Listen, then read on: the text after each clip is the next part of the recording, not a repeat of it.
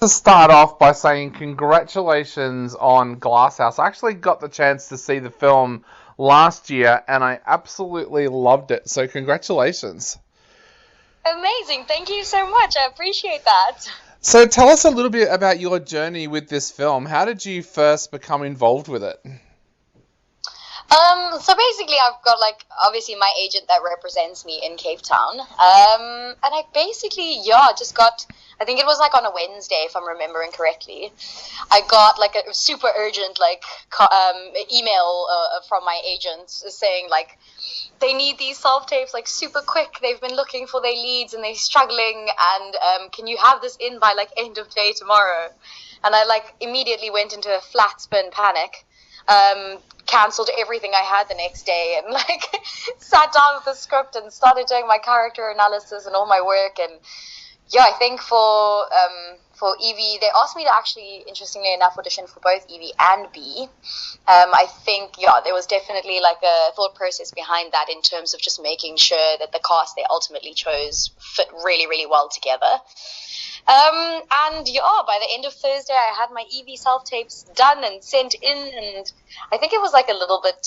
I can't remember if it was like a week or a couple of weeks after I got a call from Kelsey and Emma, not to like officially say anything yet, but to basically just tell me like how happy they were with the tapes and you know my first proposal of the character and that they thought it was like a really really great fit and they were basically just waiting for like the go aheads from from everyone in charge. And yeah, that's kind of how it went, and the rest is history. Awesome. So what was your first thoughts when you sat down and read the script? Because I watched this film when I was right in the middle of a 300-day lockdown here in Melbourne as part of the pandemic. So what was it like for you when you first read the screenplay? Oh, it was immediately like captivated me. I was, I don't think I've ever, I don't feel like I've ever read a script that was just so enticing in every single way.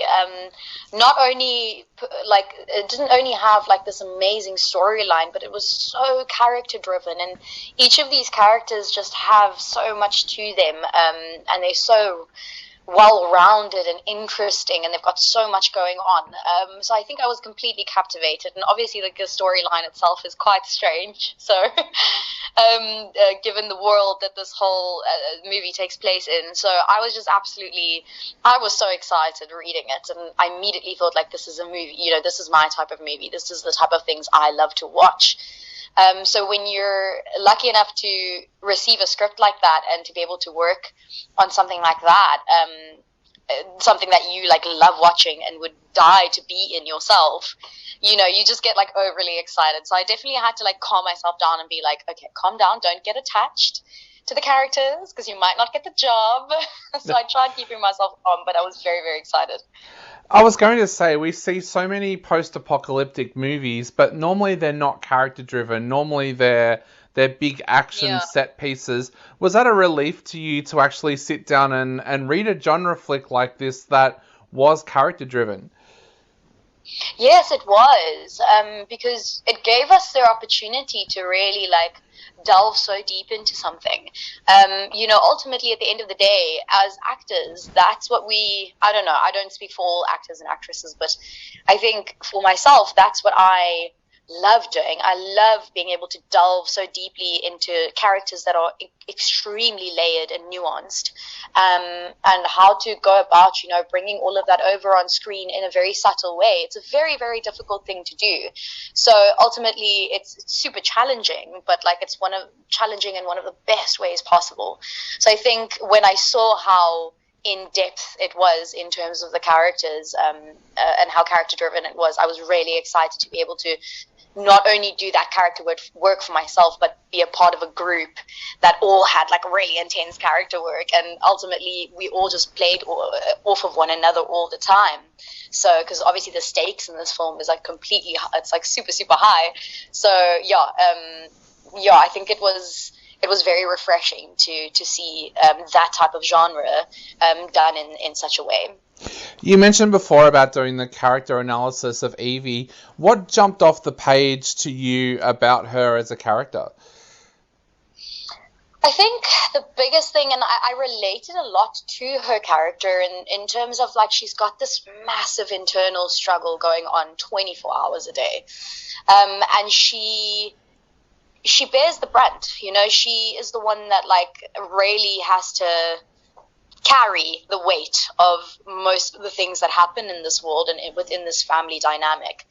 So I think I really like that. It really stood out to me how she goes through so much emotionally, but she's got to keep calm, and she's got to keep it all inside, because she's kind of the glue that's keeping this all together, in a sense. So I think that, for me, the challenge of having that massive internal struggle but not being able to necessarily show it, was very, very intriguing. I think that's the first thing that stood out to me. She's the memory keeper as well. Would you see yourself in that role if something like that happened in the world? Like, would you be really keen to try and keep the memories of the outside world and what's happened in the past alive?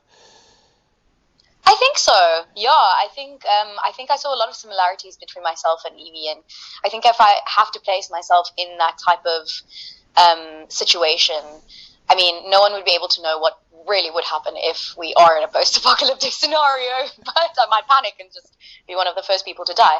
But but I think I tend to have a very motherly instinct about me as an individual, in the sense of like always being protective of the people around me, and making sure everyone's okay and wanting everyone to be okay. And so I think in that sense, yeah, I think, and yeah, I think as human beings, keeping hold of our memories about the past is important. You know, it roots us. It's what roots us in our lives. It's what roots us in our personalities, and all of our emotion that we have in the present is due to what we've experienced in the past as well. So it's a big part of our life. So I think the past is important, and it's important to remember it and learn from it.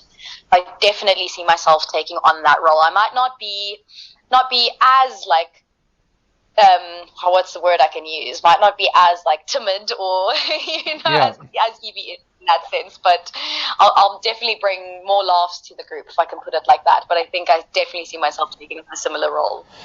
Do you think after what we've all been through over the last couple of years, especially in cities like where I am here, where we had extensive lockdowns, that people will watch this film and better understand it? Because very early on here, when they first started to talk about COVID, they kind of used the language of, well, if you don't stay inside and obey the lockdowns, there's a good chance if you catch this virus, you're going to die. Do you think that kind of what we've all been through now, do you think that'll actually help people watch this film and get a better understanding of what the characters are going through? I hope so. I hope it goes both ways. I hope these characters and what they're going through are very evident and clear to whoever is watching this, and I hope that in some way they can relate, and they can, you know, with what we all have been through. I think this movie is essentially, in certain ways, if you watch this film, in certain ways, it's kind of what we've all just gone through, just like 100 times worse. So I think, from my perspective, I really hope that everyone would be able to relate in some ways, at least, watching this movie and relate to these characters, seeing that we've all gone through like a really scary situation in the last couple of years, where all of our lives have been drastically affected, and that's essentially what's happening in this film, you know, times 100. If you can imagine, at least, you know, when I always, when I speak to my family about this, I say, what we've all just gone through was really, really bad, but I can't help but think how much worse it could have been. Yeah. And, you know, we've got so many luxuries nowadays, and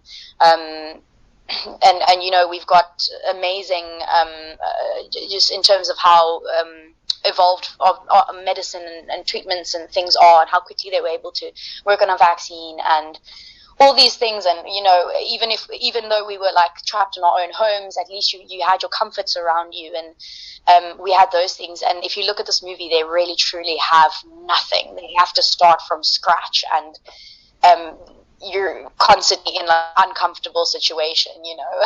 So yeah. I think in some way people will be able to relate and realize that we are still lucky, and even though a lot of people lost people dear to them, that I think it could have been so much worse, and we're all lucky to be here and lucky to have all the technology and the things that we do to have gotten us through this difficult time, the last few years. Definitely, yeah. And one of the things that really hit me with this film too is the message of family all throughout this film. The family dynamic and the relationship between all of you is so believable. How did Kelsey, as a director, get that believability between all of you as actors and actresses together as a family? Did you all go away or anything for a weekend beforehand, or how did that closeness develop between the cast and the family? No, we didn't. We actually didn't go away or anything like that. I think they were really amazing in terms of their selection process, in terms of the castings, and they just somehow, I don't know how they did it, but they somehow were able to just pick a group of people that they just somehow instinctively knew were going to be able to just get together and become that family. So I don't know how they did it. They are absolute magicians in that sense. And we did before shooting, we had a few days of really nice, intense rehearsal time where we all just sat down and really just started delving in deeply together. And Kelsey's got this amazing way of directing you, where she's so good at taking what you're giving her and molding it into the picture that she has in her mind. So she's just so good with taking everyone's suggestions and just making it a part of ultimately like the end, the end picture. So I think it's a combination of the selection process and just her directorial style, just as ultimately like what brought this thing to life and what allowed us to have such an amazing chemistry like on camera as a family. And I think also the circumstances really brought us together on set. We were, this conservatory that we were shooting in became like a sauna every single day. So we were absolutely dying of heat. We were running up and down cardio like every day. So it was like, it was very intense. So I think when you're put under intense situations like that, and where you've only got a set amount of time to shoot, and you've got to get this film done in that set amount of time, as well as it being during COVID, where if one person had gotten sick, that whole shoot would have been shut down. And I think the stressful circumstances really brought us together like even more, which only allowed us to be able to like be so much closer on screen and really like bring those relationships to life. Definitely. I think Kelsey is going to be a very, very important director that we're going to hear a lot more about over the next few years. Anja, I've got to ask as well, when you were first reading the script, what was your thoughts when the character of the stranger first appeared? Because you would have been like what we were watching the film. What did you think of the character, and what did you think was going to be the where his character ended up kind of thing? Yeah. Well, as Anja, if I was reading it as Anja, I was very, very excited with I love a good, when someone throws a good spanner in the works. So I think that when I read it as Anja, I think I was immediately very excited, knowing that he was going to come in there and it was going to cause trouble and it was going to raise the stakes of the movie so much more and the circumstances.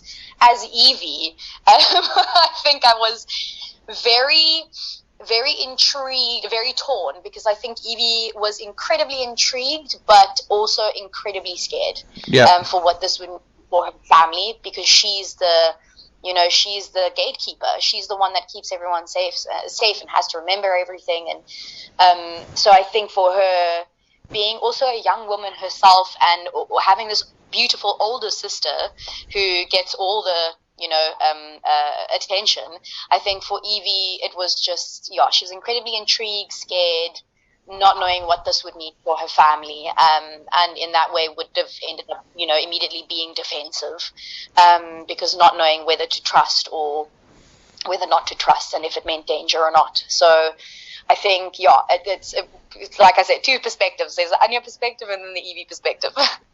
Definitely. Well, I know we are running out of time very, very quickly. So to finish up, what would you like to say to everybody out there who is about to sit down and watch Glasshouse? I think one thing that I'll say to everyone is just keep up.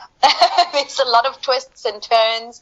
There's a lot of truths that come out throughout the movie that kind of you've just got to keep track of everything, and everything will ultimately like make sense, but also don't expect like everything to be resolved. Some of the things will kind of be left open. You don't know exactly what will be left open, but yeah, I think it's a very exciting movie. It's beautifully written, and I mean visually, and aesthetically, it's so stunning. So I think it's definitely one worth watching. So just keep focused, keep track of everything, because there's many things. It's one of those films that you'll watch it like 3 times, and every time you watch it, there'll be new things that new things you'll have realizations about.